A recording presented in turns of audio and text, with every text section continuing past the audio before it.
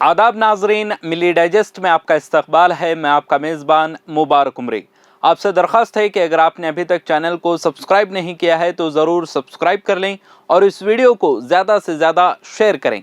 नाजरीन, किसी मुल्क की नेशनल एजेंसी की इससे ज़्यादा बेइज्जती क्या हो सकती है कि उस एजेंसी का चेहरा कौमी वक़ार पर धब्बा बन जाए।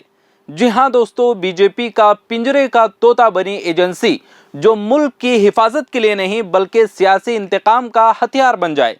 ऐसी एजेंसी जिसे सुप्रीम कोर्ट ने शदीद फिटकार लगाई हो, क्या उससे बड़ी कोई बेइज्जती हो सकती है? मैं बात कर रहा हूं इन्फोर्समेंट डायरेक्टोरेट ईडी की, जिसकी कार्रवाइयों पर सुप्रीम कोर्ट ने सख्त तनकीद करते हुए वाज़ेह अल्फाज में कहा है कि एजेंसी ने तमाम कानूनी और आईनी हुदूद को पामाल कर दिया है। सुप्रीम कोर्ट ने तमिलनाडु स्टेट मार्केटिंग कॉरपोरेशन के खिलाफ ईडी के छापों और तफ्तीशी कार्रवाइयों को गैर कानूनी करार देते हुए उस पर रोक लगा दी। Justice B R. गवाई और जस्टिस ऑगस्टिन जॉर्ज मसीह पर मुश्तमिल सुप्रीम कोर्ट की बेंच ने ईडी की जानिब से तमिलनाडु स्टेट मार्केटिंग कॉरपोरेशन के खिलाफ चलाए गए मुकदमे और रेड के दौरान की गई कार्रवाइयों को तनकीद का निशाना बनाया। चीफ जस्टिस ऑफ इंडिया ने ईडी को बराह रास्त मुखातब करते हुए कहा कि आप मुल्क के विफाकी ढांचे की मुकम्मल खिलाफ वर्जी कर रहे हैं। एक सरकारी इदारे के खिलाफ ये जारहाना कार्रवाई कैसे हो सकती है? अदालत ने ईडी के इस मौक़िफ़ को मुस्तरद कर दिया कि तमिलनाडु स्टेट मार्केटिंग कॉरपोरेशन ने शराब की फ़रोख्त से हासिल होने वाली रकम को गैर कानूनी तौर पर मुंतकिल किया है। सीजेआई ने कहा कि क्या आपको लगता है कि आप किसी भी रियासती इदारे के खिलाफ बिला वजह छापे मार सकते हैं? आपका ये रवैया इंतहाई तशवीशनाक है। स्टेट मार्केटिंग कॉरपोरेशन तमिलनाडु हुकूमत की मिल्कियत वाली एक रिटेल तंजीम है जो शराब की फरोख्त का काम करती है। ईडी ने दावा किया था कि इस स्टेट मार्केटिंग कॉरपोरेशन ने काले धन के लिए रकम की गैर कानूनी मुंतकली की है, जिसके बाद एजेंसी ने कॉरपोरेशन के हेड ऑफिस और दीगर दफातर पर छापे मारे थे। लेकिन तमिलनाडु हुकूमत ने ईडी के इस इक़दाम को रियासती खुदमुख्तारी पर हमला करार देते हुए सुप्रीम कोर्ट का दरवाज़ा खटखटाया, जहां सुप्रीम कोर्ट ने ईडी को खबरदार किया कि वो रियासती हुकूमतों के मामलात में दखल अंदाजी ना करे। अदालत ने कहा कि आइन हमें विफाकी ढांचा देता है, लेकिन ईडी अपनी ताकत का नाजायज़ फ़ायदा उठाकर रियासतों के इख्तियारात को कमज़ोर कर रही है।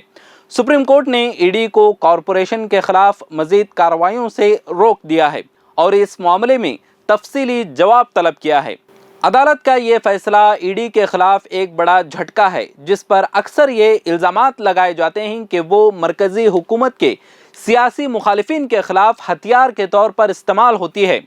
सुप्रीम कोर्ट का ये फैसला ईडी की बढ़ती हुई जारहाना पॉलिसियों के खिलाफ एक वाज़ेह पैगाम है कि कानून की हुक्मरानी का मतलब ये नहीं कि आप खुद कानून बन जाएं। साथ ही मुल्क के विफाकी ढांचे के तहफ़्फ़ुज़ के लिए अदालत किसी भी एजेंसी को मनमाने तरीक़े इख्तियार करने की इजाज़त नहीं देगी।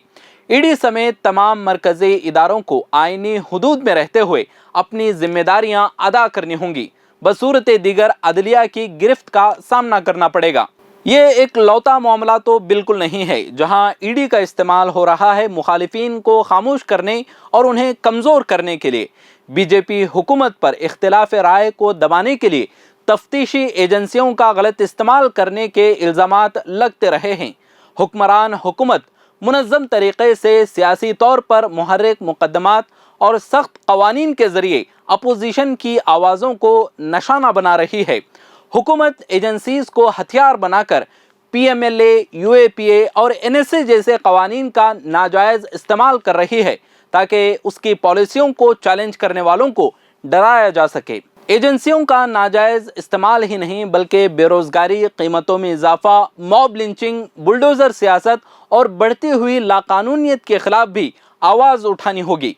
बीजेपी की आमिराना और फ़िरक़ावाराना हुक्मरानी के खिलाफ मुत्तहिद होना होगा। जमहूरी और आइनी हुकूक़ के लिए अपनी लड़ाई जारी रखनी होगी और रियासती सरपरस्ती में होने वाले जबर के खिलाफ खड़े होना होगा।